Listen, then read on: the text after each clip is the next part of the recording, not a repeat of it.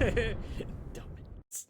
All right, the blog post is up. It's running good, and we kind of already knew who this was going to be. It was going to be Pestilence. It was going to be Morgan Le Fay. There was rumors going out about it, plus the little thing that came out yesterday. So, hey, that's okay, I guess. Oh, but Morgan Le Fay is here.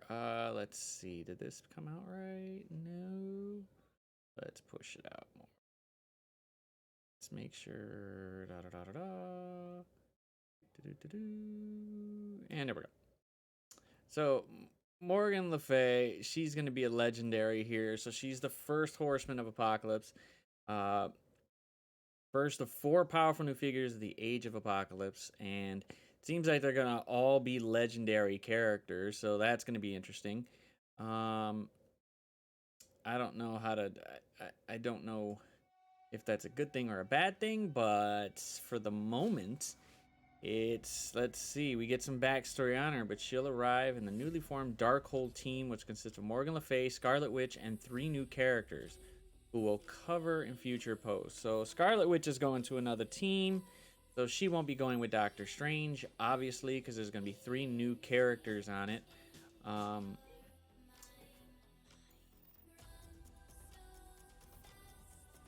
And each Horseman's team will specialize in a specific game mode. So the Darkhold team will unlock their full potential in Arena.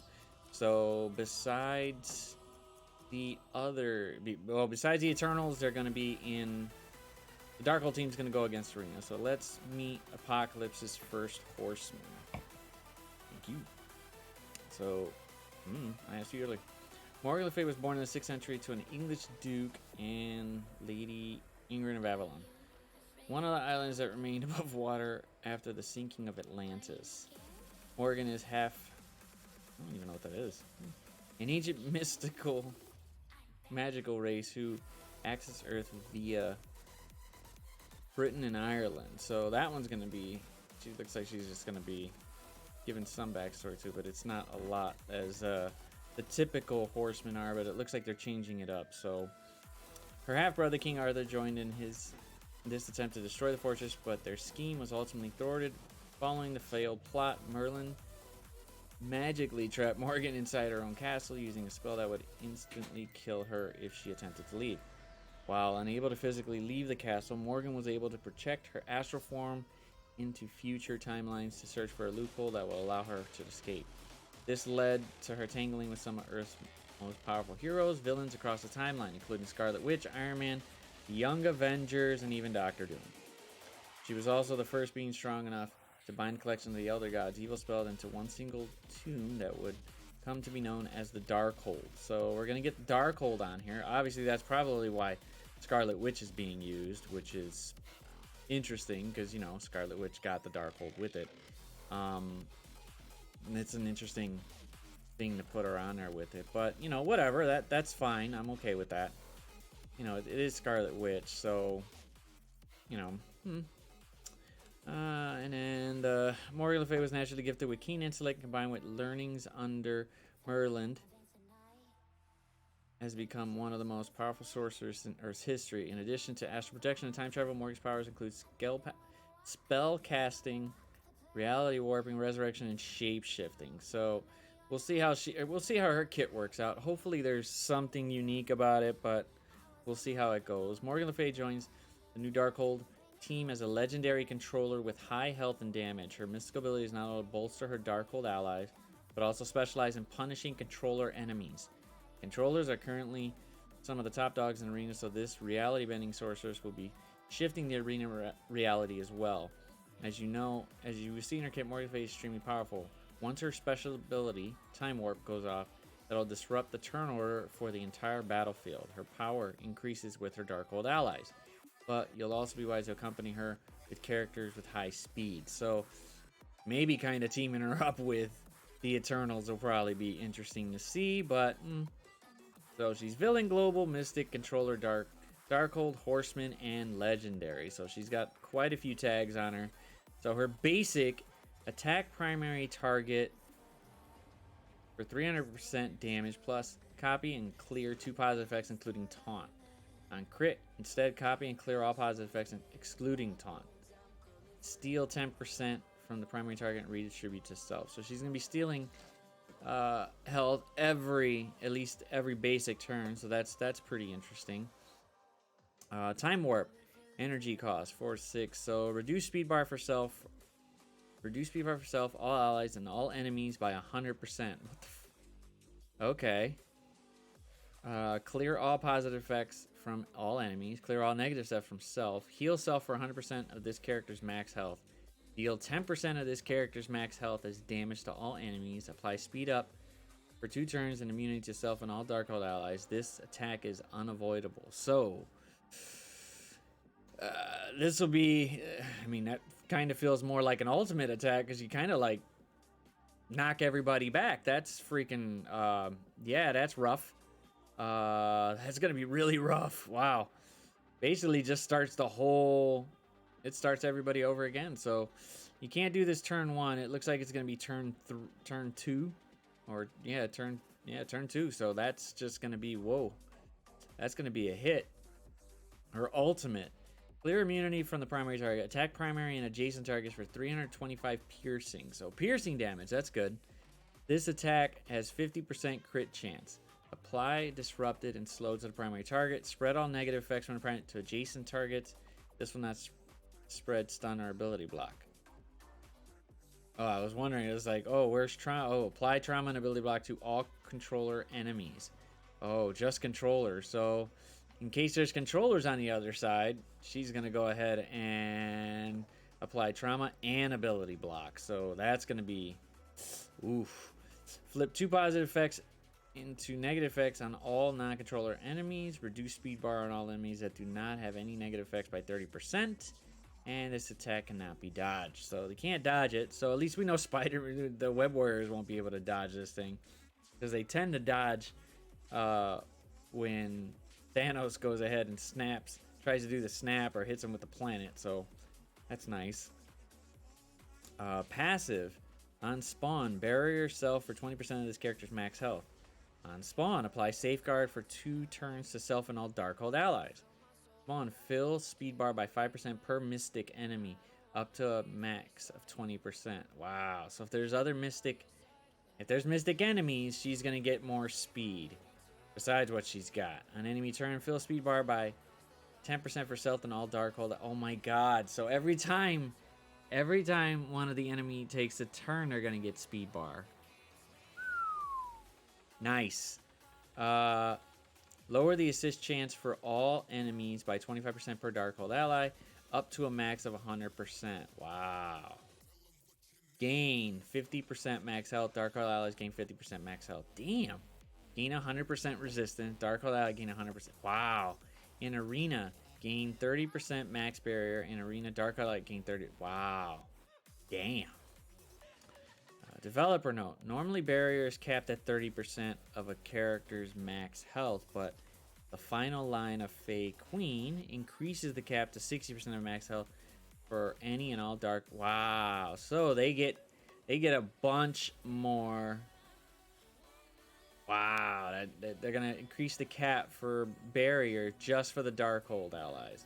You gotta be kidding me. So they're basically making this a really, really, really solid arena team. Plus, they're going to get a whole bunch of speed.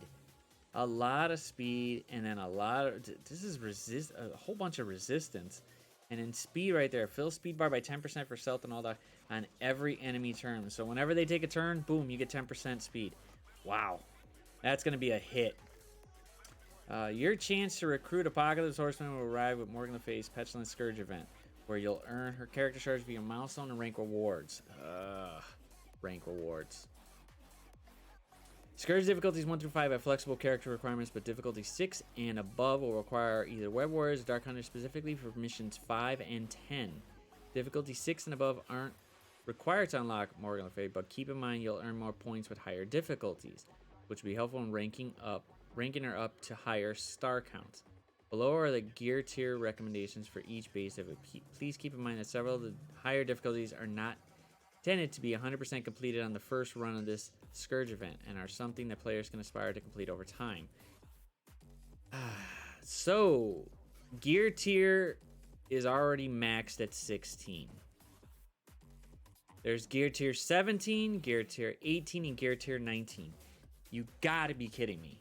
That's gonna be a lot of gear that we gotta gear up more, and they don't give us gold for it. So, yes, we just did make reference to gear tiers above 16, but those tiers are something that will roll out over a long period of time and not coming together this year.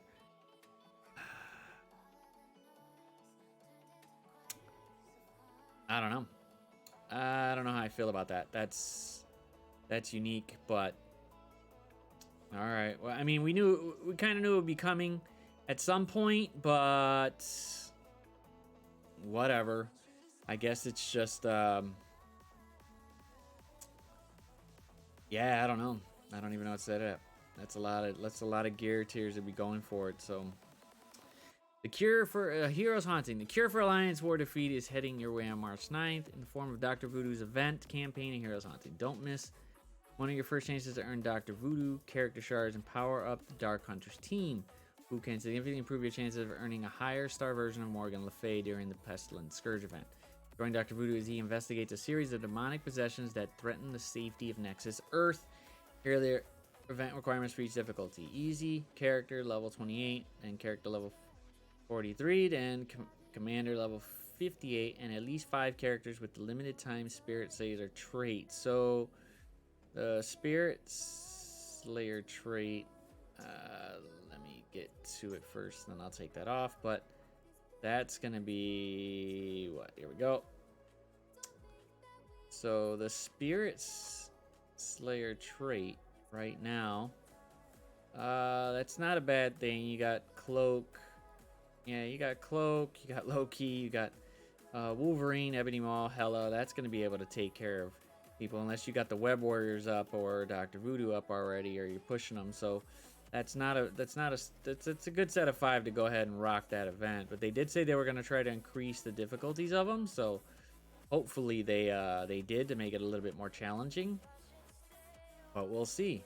Celebrate the extraordinary in honor of International Women's History Month. Enjoy 2 times shard payouts from campaigns for some of Marvel's most powerful and influential women during the month of March. During each week, be on the lookout for 4 bonus events, each lasting 4 hours and featuring 6 characters, 24 hours. Here's the schedule. March 8th, America Chavez, Black Widow, Captain Marvel, Elektra, Elsa Bloodstone, and Hela. March 15th, Jessica Jones, Miss Marvel, Mystique, Nebula, Negasonic Night Nurse.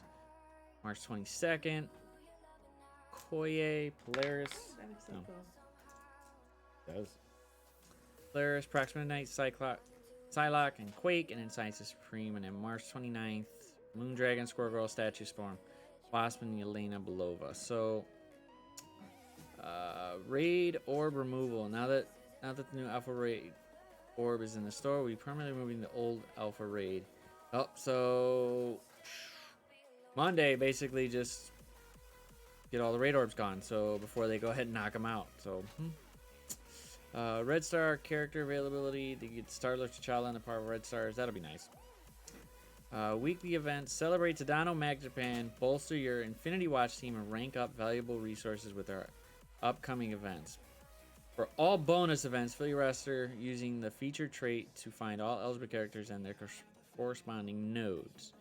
So Double Trouble bonus event. So 2 times character shards for Sinister 6 characters. Prep for Invisible Woman if you don't already got her. Now You See Me, repeating legendary event. So that's 5 Sinister 6 character shards. Get her then the Alpha Raids. So that'll start on Monday. Gear Explosion Flash event. 3 times rewards from camping for selected improved, advanced, and superior origin gear. Oh, 3 times rewards. That's different. Very different. Dark Dimension 5 Global Winner, Tough Skin Blitz.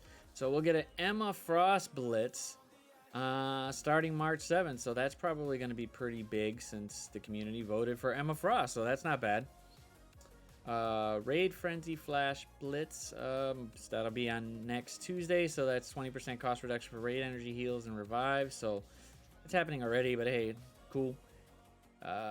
Titanian Student Blitz. So on March 10th, we're getting a Moondragon. Ooh, that's going to be a big one since they just Yeah, then they just put her out, so that's not bad. So we're basically going to get a blitz. Plus, we got her on the node, so that's not bad.